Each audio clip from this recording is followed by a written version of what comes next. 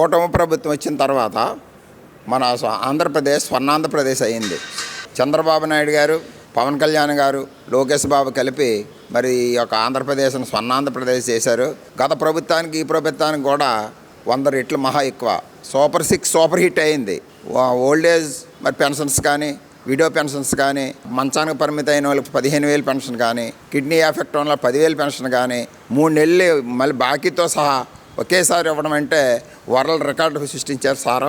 అదేవిధంగా తల్లికి వందనం కూడా మరి ఎంతమంది పిల్లలు ఉంటే అంతమంది పిల్లలకు కూడా ఇచ్చారంటే గత ప్రభుత్వం ఇస్తారని చెప్పి ఒకరికి ఇచ్చింది.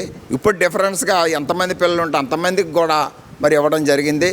అదేవిధంగా మరి అన్నదాత సుఖీభవ మరి అప్పుడు 13, 14 ఇచ్చేది ఇప్పుడు 20,000 చేసి సారు ఆల్రెడీ 7,000 ఆల్రెడీ ఇవ్వడం జరిగింది. ఇప్పుడు 3వ దాని కూడా ఇవ్వడం జరుగుతుంది.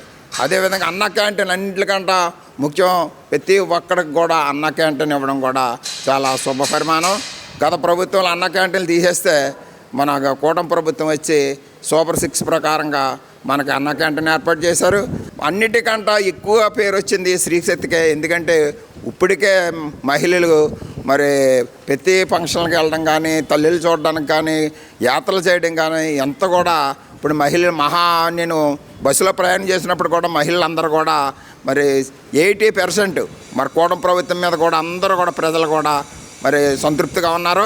మరి రాబోయే రోజుల్లో ఈ కూటమి ప్రభుత్వం ఇదే విధంగా ఉంటే పవన్ కళ్యాణ్ గారు చెప్పారు రాబోయే 15 సంవత్సరాలు కూడా మరి ఈ కూటమి ప్రభుత్వం ఉంటుందని సెలవు ఇచ్చారు. అందు గురించి ప్రజలందరం కూడా మరి దీనికే మేము మరి ఓటేస్తామని, అత్యధిక మెజార్టీతో గెలిపిస్తామని మరి ఈ విధంగా తెలియపరుచుకుంటున్నాం.